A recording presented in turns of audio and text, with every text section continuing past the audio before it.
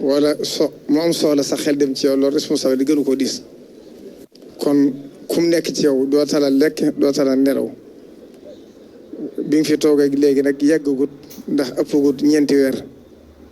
waaye bi nga toogee rek li nga njëkk a def mooy xam diine ni mel ci lislaam nga siyaare kilifa diine yi njëkkee ko ci moom loolu nag yëg na ko sa yoonu tey wii itam xam na ne Sénégal gépp yaatu na te fu ni mën nga ko faa def nga tànnaat Touba def ko fi loolu jëf ju rëy la joo xam ne tuutiwut ci moom kon mi ngi lay sant di la gërëm di la ñaanal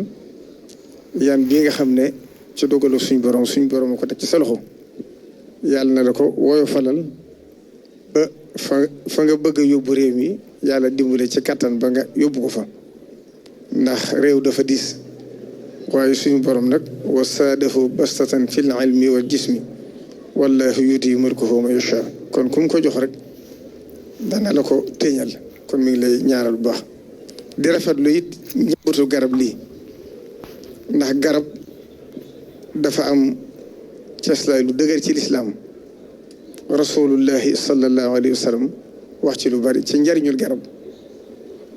kon jëmban garab lu am njariñ la ci nit ki bi muy dund waaye bu faatoo njariñ la ci moom njariñ la it ci àdduna ndax xam ngeen ne fii jamono toll bari na lu àdduna si di daje ci réew yi mais mooy li ñuy tudde taxayurul munaax te mooy changement climatique bi am fi daa sedd di tàng fii sedd di tàng di wàññiku ak ndox mi di gën a wàññiku wala muy def mbënd mu bare bari loolu bokk na ci garab di ko indi yoonu murit nag yàlla def na naka jekk fonk mi ngi soññu bokki réew mi yëpp ndax loolu réew mi yëpp ko bokk waaye ñim sañe digal mu taalibi Sëriñ Tuubaa yi nag mi ngi leen di jox digal ñu ànd ak ñoom ci xalaat bu rëy bii nga xam ne bu sottee réew mi yëpp ko jëriñoo ndax garab am na solo Sëriñ Tuubaa ca njaareem bokk na ci waxtaan yi mujj wax ak xay goo xam ne wax naa ne xay gii maa ko jëmbatoon ci sama loxo te màgg na ba may jëriñoo ker gi kon wane na ne yàgg diwuma ci àdduna ñu ko fi wute ñëpp itam tàmbale ci Cheikh Mouhamadou Moustapha mbale mii nga xam ne bokk na ci xalaat yi nga njëkk andi moom bi mu nekkee Serigne Touba màggat gi bu ko masaan woote li muy njëkk a def mooy woote am mbale tàmbalee ko ci boppam nag joxe misaal mooy comme nii nga def mbale mi bu ko masaan tibb ci poosam la koy def ngir wantaali bi yëpp ni ñu war a def Cheikh Mouhamadou Fadil bi mu dikkee itam noonu la ko wéyalee Touba boobu bi mu ko goree ba mu noppee daa santaane ne nañ fi jëmbaatil garab Cheikh Abdoul Ahad 1976 woote ba mu woote woon góor Touba belal ngir ay tool ba mu noppee dafa wax ne booba ëppoon na téeméeri junniy garab yoo xam ne desoon na mu séddale ko réew mi ngir xam ne réew mi ko war a bokk ndax lam laajoon nit ñi dañu andi lu ko ëpp mu ne digle naa nag ne bépp taalibe bu ko man bu ne na fexe ba bundu këram mu jëmbat fa garab daan ne nag ñëpp la war waaye ñun yoru murit ñoo ci raw ndax ñun suñu der daay yàqu ci ne ñoo yàq àll bi ndax tool yi ñi gor mu ne kon digalati naa képp koo xam ne gorati nga genn garab nga jëmbat juróomi garab kon lu wax jooja daanaka mën naa dir siwaat ba tey jii kon loolu ñi fi nekkal Sëriñ Tuubaa ñëpp Sëriñ Saaliw dégg ngeen bu wax Xelkom bi mu ko goree dafa santaane waat am jëmbat ndax loolu mooy aar suuf si mooy aar environnement bi mooy aar dundu nit ñi ndax gaz carbonique bii nga xam ne moom lañ di génne bu fi garab yi néewtoon doomu aadama yi duñ dund kon lu am njëriñ la ñi ko fi wutuwaay ñëpp Cheikh Abdoul Khadir ba ci Cheikh Saliou Cheikh Mouhamadou Lamine Bara ba ci ak Cheikh Sidi Moukhtar bi ak Cheikh Mouhamadou Mountakha Mbacké ñëwee itam kon ne ci lim njëkk a def digle ne nañ jëmbat garab yi ci dëkk bi joxoon ndigal waa daayira Touba ci kanam ci njiital Serigne Abib mi ñu jëmbat ko fii ci yoonu Mbacké bi ba daaw mu joxe waa ndigal ñu jëmbataat ko ci ñaari waay yi nekk ci yoonu Gàbbu bi ba nëgëni daaw bi màggal Touba gi jàllee ci weeru gàmmu gi muy weeru septembre ci fin nawet bi la ma joxaatoon ndigal ne ma naa jox ndigal sëriñ am di sëriñ Modou Mbedd muy xalifa de Baye Fall ñu jëmbataat corniche bi te ba mu noppee itam tegoon na ci xalaat ne bu déwénee nañ fexe ba jëmbat 120 mètres bi ngir xam nañ ne loolu bokk na ci li wàññi tàngoor wi moo àndoon koog waa commune Touba Mosquée ci njiitalu sëriñ Abdoul Ahad Ka mu andi garab bi Baye Fall def ko ni ñu ko defoon kon nag bu yàlla defee nga ñëwaat tey jii kon fekkoon nga leen ci waaye lii ab soññ la soññ bi nag la ci ëpp solo mooy ñu fexe ba bu liggéey bi àggee ñu topp ko garab gu ñu jëmbat mu bañ a dee ndax sëñ Blaat ci biir wax ji waxoon na ne garab léppay dee doomu aadama sax dana am ñoo xam ci seen biirum ndey la ñuy dee waaye mi ngi digal garab goo xam ne jëmbat nañ ko bu dee dinañ fexe ba jébbi ba mu jébbiwaat kon nag foofu la ñuy jeexale kàddu yi di sant ñëpp ku ma fàttee tudd di la jot la cantu sëñ bi ak ngërëmam di la xamal ne taalibi sëriñ Touba ak sëriñ bi seen yitte jëpp mooy Touba seen yitte jëpp mooy yoonu murit xam nañ nag ne bi nga fi toogee ba tey sa yitte jëpp jëme nga ko ci Touba jëme nga ko ci Sénégal gépp waaye cër bi nga di séddu Touba sëriñ bi xam na ko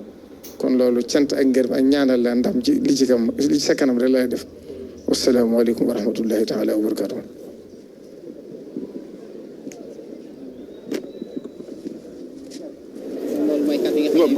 ci Serigne Bassirou moom Serigne Abdou Khadre fi mu nekk nii nag njiitu réew mi ci boppam moo ko Serigne bi ñu ngi jëmbat garab gi nga xam ne moo doon mango gi nga xam ne tey jii moom moo waral bés bi ñu dajale ci dëkk bu tedd bi di Touba mu doon bés bi nga xam ne itam moo doon bésu njëmbatum garab gi kon njiitu réew mi lañ gis noonu mu téye garab gi ñi mu àndal itam ñu jàppale ko ñu jëmbat garab gi ba li nga xam ne itam moo doon yaakaar jiñ ci am itam dara bañ cee yàkkee ko njiitu réew moo jàppal noonu boppam peel bi ngir mën a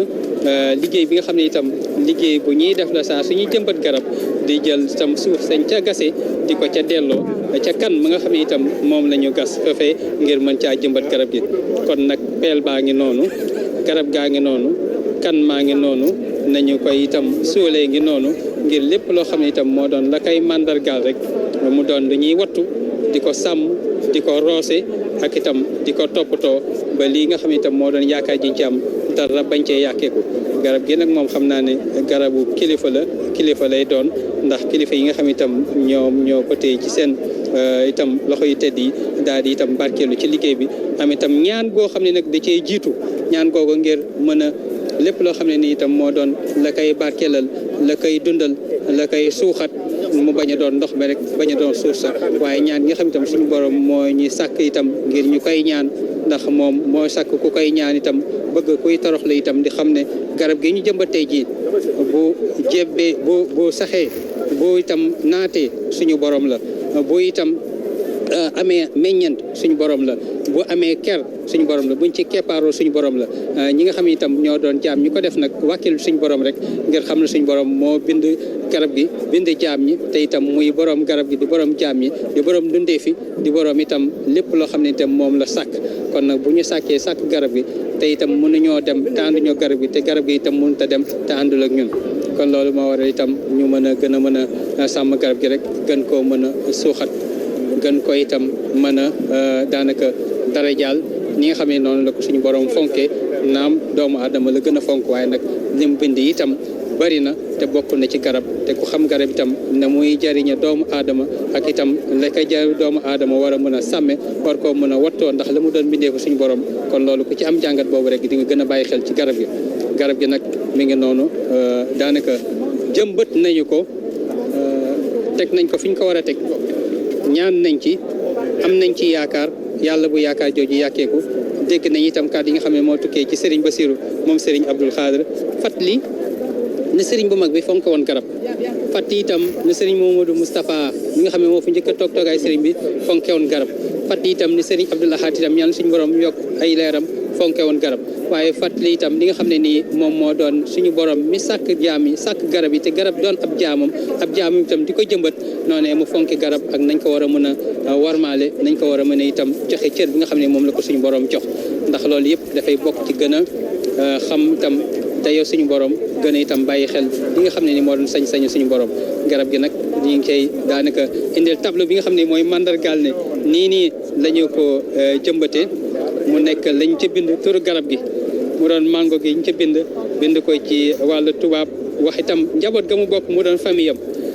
wax itam ki nga xam ne moom moo ko jëmbat di président Bassirou Diomaye Diakhar Faye kañ la ko jëmbat mu doon itam ñeenti fan ci weer wi ñu nekk nii ak fi mu ko jëmbatee itam ci dëkk bi ak la nga xam ne itam moom moo doon itam jamono yam ko jëmbatee loolu yëpp kon garab gi day am carte d'identité lii moom moo doon identité garab bi njabootam ak fa nga xam ne itam noonu lañ ko taxawale loolee nag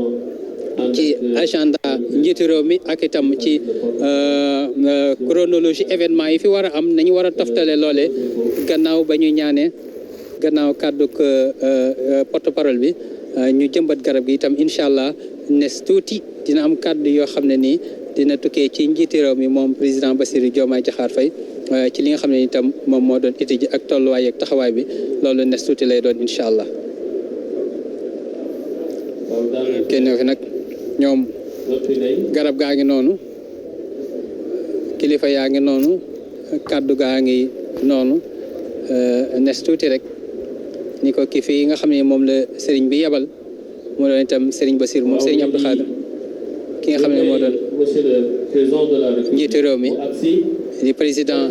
Bassirou Diomaye Diakhar Faye dina dem ni ci pupitre bi am kàddu yoo xam ne itam dina ko yëkkati. Nous allons devoir très respectueusement suivre l'allocution du président de la République, le président Bassirou Diomaye Diakhar Faye, qui va faire une allocution en deux versions. En wolof d'abord, puis en français. Le président qui se dirige vers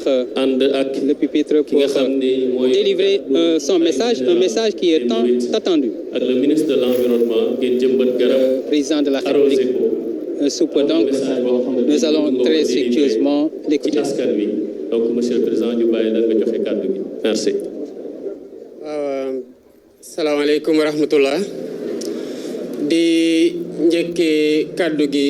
gi sant yàlla bu baax a baax moom mi nga xamante ne moo ñu may ba ñu fekkee bés bi te tal ko ba di ci def activité boo xamante ne waajaloon nañ ko ci coobareem di doore di nuyu ñëpp ñi nga xamante ne teew nañu ci bés bi te di jiital ci nuyu gi xalif général des Mourides sëñ Mountakha Bassirou Mbacké di ko ñaanal gudd fan ak wér-gu-yaram di ko ñaanal bépp kilifa diine ci réew mi di ko ñaanal bépp kilifa aada ci réew mi di ko ñaanal waa réew mi yépp di sant bu baax le autorité yi nga xamante ne fekk naa leen fi muy autorité administrative yi di maire di yeneen autorité yi nga xamante ne teew nañu ci bés bi di ndokkeel di jaajëfal bu baax ministère de l'environnement ak ñëpp ñi nga xamante ne agent ministère bi lañu di jaajëfal bu baax ñi nga xamante ne am nañ taxawaay gu mucc ayib ci bés bi di beral loxo nag ñii di waa Touba ci kanam nga xam ne bokk nañ ci li gën a tax journée bi ñu doore ko fii gannaaw cër gi nga xamante ne jox nañ leen ko ci seen taxawaay ci liy jëmal dëkk bi ci kanam waaye dañoo def jàlloore ci jëmbat garab bi ma doon waxtaan ak ministre bi lan moo tax ngeen tànn Touba pour ñu doore fa reboisement bi daf ma wax ne dañoo gis fan yi ci ndigalu xalif général des Mourides sëñ Mountakha Mbacké yàlla na fa yàgg te wër waa Touba ci kanam dañoo def pépinière bu mag a mag a mag a mag wax na ma ne sax pépinière bi egg na ci 20 junni ak juróom-ñetti junni ci garab muy 28000 garab yoo xamante ne mu ngi fii ci Touba ci pépinière te ñu war ko jëmbat ñu di leen ci jaajëfal bu baax di leen wax ne lépp loo xam ne gouvernement bi mën na leen ci gunge jaare ko ci ministère de l'environnement wala yeneen ministères yi taxawaay boobu dina mat sëkk parce que li ñuy ñaax ñi nga xamante ne ñoo nekk ci communes yi rawatina communes yi nga xamante ne dafay am mbooloo gu bare kuréel yi fa nekk lëkkaloog maire yi pour ñu taxawal ay pépinière yu mel ni pépinière Touba ci kanam muy pépinière boo xamante ne du dañ ko jëmale ci li saxal ay garab ci dëkkuwaay yi sànq le porte-parole xalif bi ñu sëñ Bass Abdou Khadre ma koy jaajëfal bu baax ci teewaayam ak ci kàddu yu rafet yu mu yëkkati mu ngi wax ne ci ndigal yi sëñ Touba joxe woon ci jëmbat garab di ci ñaax taalibe yi def ko lal ci garab bu amul dund ju mën a am ci kaw suuf mu méngoog slogan bi nga xamante ne maanaam bàkk bi nga xamante ne moom la ministère de l'environnement jël at gi muy garab moo tax ñun suñu teewaay gi ci àdduna mën di wéy mooy l'arbre notre assurance vie. kon fépp fi nga xamante ne ci Sénégal woo nañu ñëpp pour ñëw ci bés bi taxawoo ko nu mu waree pour jëmbat ci nu mu gën a baree ay garab ci gox-goxaan yi ci dëkkuwaay yi dañ koy def ci logique co-construction bu ñu nekk ak Sénégalais yi bi ñu toogee ba tey maanaam liy defar Sénégal na Sénégalais bu ne jàpp ne mu ngi ci loxoom ni mu nekkee ci loxo président de la République nu mu nekkee ci loxo ministère de l'environnement nu mu nekkee ci loxo bépp agent ministère de l'environnement. kon ci misaal ni saxal ay garab ak toppatoo leen ba ñu màgg nu mu nekkee wareef ci agent eaux et forêt noonu la nekkee wareef ci bépp citoyen Sénégal bi nga xamante ne bëgg nga di dox di gis ay garab bëgg nga booy dox ba sonn nga am foo feexloo ci ronu garab bul xaar ne garab boobu keneen moo ko war a jëmbat ba mu sotti nga ñëw toog ci suuf si waaye yow tamit da nga am cëru ak devoiru saxal ay garab di leen toppatoo 28 000 arbres maanaam 20,000 ak juróom-ñett ci garab yoo xamante ne ci ren gi kese waa Touba ci kanam saxal nañu ko balaa muy am sens ñëpp ñi nga xamante ne ñoo dëkk Touba taxawoo ci li tax ñu arrosé ko ba nawet bi génnee ba garab yi mën a dund. waaye ministère de l'environnement boo xoolee ci lu mu recense yëpp ci ay garab ren gi ëpp na 5 millions juróomi millions ci ay garab yoo xamante ne ci journée gi ren gii nii rek war nañ ko jëmbat ci gox-goxaan yi Sénégal yëpp. ngallaawaay nañu fexe ba ci 5 millions yooyu li ci gën a bare mën a dund ba taxaw ndax bu ko defee at bu ne bu yàggee Sénégal naataange dina fi dellu ci waat jaarale ko ci garab foo tourné gis ay garab te mu doon loo xamante ne day gën a ñongal dund gi ci biir Sénégal. kon sant nañ ñëpp ñi nga xamante ne ñu gis leen ñu bañ leen gis ñu dégg leen ñu bañ leen dégg wala ñoom ñu gis ñu wala ñu bañ ñoo gis ci journée bi ci suñu taxawaay ñu ngi dem di jëmbat ay garab ci moment bii ñu toll nii di ko defee Touba. ñu xam ne lii rek symbolique la ci dayob dëkk bi waaye symbolique la tamit ci taxawaayu waa dëkk bi ci yàgg saxal ay garab te gën cee taxaw ñu gën di leen ñaax di leen ndokkeel di leen jaajëfal di leen jox tamit mu doon royuwaay ci ñeneen ñi nga xamante ne ñu ngi ciy góorgóorlu ak ñeneen ñoo xamante ne war nañ cee gën a góorgóorlu ndax bu ko defee ñun ñëpp buñ ko bokkee ci Sénégal am taxawaay boobu bu yàggee lépp luy avancé désert ak désertification ak ci fépp fu mu mën di nekk ci Sénégal dinañ ci ànd saafara ci nu mu gën a gaawee lii moo nekkoon luñ koy dooree di mujjee ci gën a ñaax ñi ci am taxawaay di leen gën a soññ waaye tamit di leen jaajëfal bu baax a baax muy ñëpp ñoo xam ne taxaw nañu ci jëmbatal ay garab tey waaye ñi nar a taxaw tamit pour gën a suuxat garab yooyu ci di leen arrosé ci di leen toppatoo ci di leen ñàgg pour dal gën bañ leen yàq lii moo nekkoon kàddu yoo xamante ne bëggoon naa ko sotti ci bés bi di leen sant bu baax a baax salaamaaleykum wa rahmatullah. Jërëjëf, Monsieur le Président. Un petit résumé en français, s'il vous plaît. Je voudrais d'abord rendre grâce à Dieu de nous avoir donné l'occasion d'être témoins de ce jour et de nous avoir permis de le tenir comme nous l'avions prévu depuis des mois. La journée du 4 août est une journée nationale consacrée à l'arbre au Sénégal. Cette année, le ministère de l'Environnement a décidé, parce que c'est rotatif, a décidé de tenir le lancement de cette journée à Touba. Je voudrais d'abord saluer le khalife général des Mourides et saluer l'ensemble des disciples, des autorités religieuses et coutumières ici et partout dans le pays et rendre hommage à tous les citoyens sénégalais qui ont fait de ce jour ce qu'il est en train de devenir, à savoir une journée de réussite, dans le reboisement. La journée d'aujourd'hui, il faut le comprendre, c'est juste une journée de lancement. Mais planter des arbres et s'en occuper doit être un comportement quotidien toute l'année. Une chose aussi est de planter des arbres, une autre est de s'en occuper afin qu'on puisse assurer la survie des arbres que nous sommes en train de planter ou tout au moins d'assurer un taux de survie extrêmement important par rapport au nombre d'arbres qui ont été plantés. C'est l'occasion pour moi de rendre grâce et de plutôt encourager et remercier Touba Ca Kanam qui a fait cette année une pépinière de 28 000 pieds et de le donner en exemple à toutes les communes du Sénégal,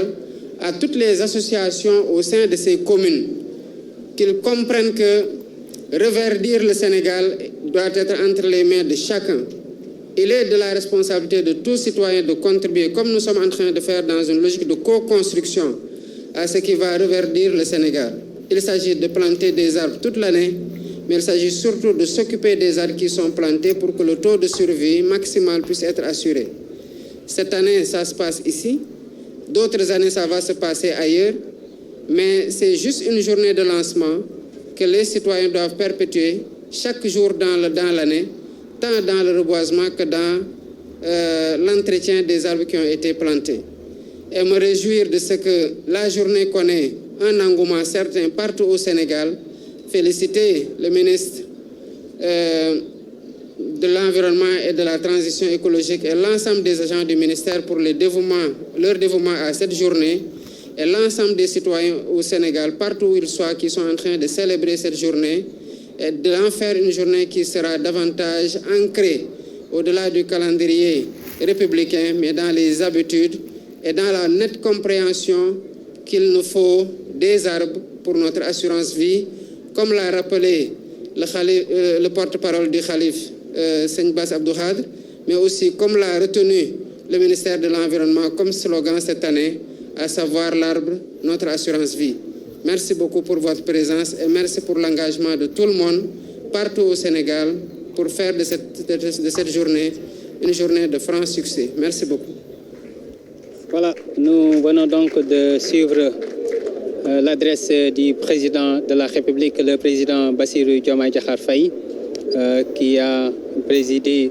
cette cérémonie de plantation d'arbres, le manguier qui est l'arbre parrain. Avant son adresse, nous avions eu l'occasion de suivre également alors cette plantation effective de cet arbre-là et le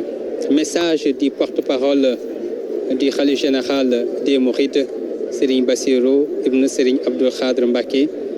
C'était un moment extrêmement important. C'était d'ailleurs le point d'orgue de cette cérémonie. Le président de la République qui est dans l'enceinte de cette concession, de cette belle villa qui est érigée ici pour accompagner et pour accueillir les hôtes de Cheikh Bamba Khadim Rassoul, qui est la villa des hôtes située ici au niveau de l'héliport. kon ñi fàttali ne ñu ngi fii ci dëkk bi di Touba njiitu réew mi di président Bassirou Diomaye Diakhar Faye léegi la nekkoon ak porte-parole bi ak kilifa yi nga xam ne itam ñoom ñoo ko fi jiitu kilifa yi fi teew itam ngi li nga xam ne moo doon bis bu màgg bii ñu fi dajale mu doon bis bi ñuy jëmbat garab te itam ñu jagleel ko ñu koy tàmbali amale fii ci Touba ni ñu ko amee itam ci réew mi yëpp kon loolu mooy xew-xew bi fii ñu fàttali nag bés bi nekkul ne loolu rek moo doon itteem naam jëmbat nañ garab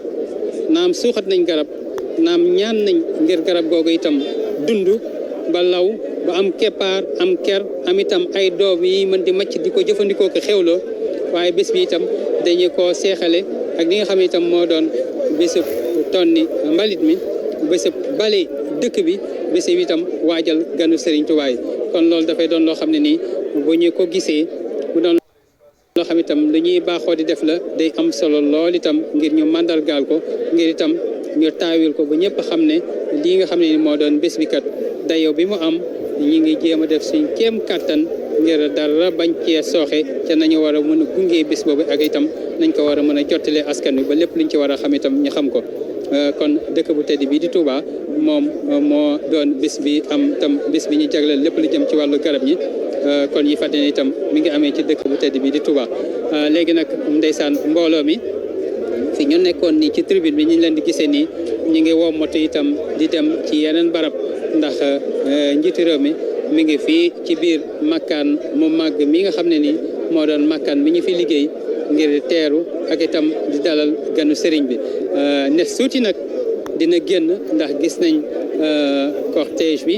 gis nañ itam daanaka kilifa yi mise en place bi ak taxawaay bi nga xam itam moom lay war a mën a amal ngir mën a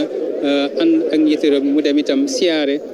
ki nga xam ne ni tey jii moo fi toog toogaayu sëriñ bi di Cheikh Bamba Khadim Rasoul ci dëkkam bu tedd bi ci waajtaayu màggal gi ak itam ci bés bi nga xam ne itam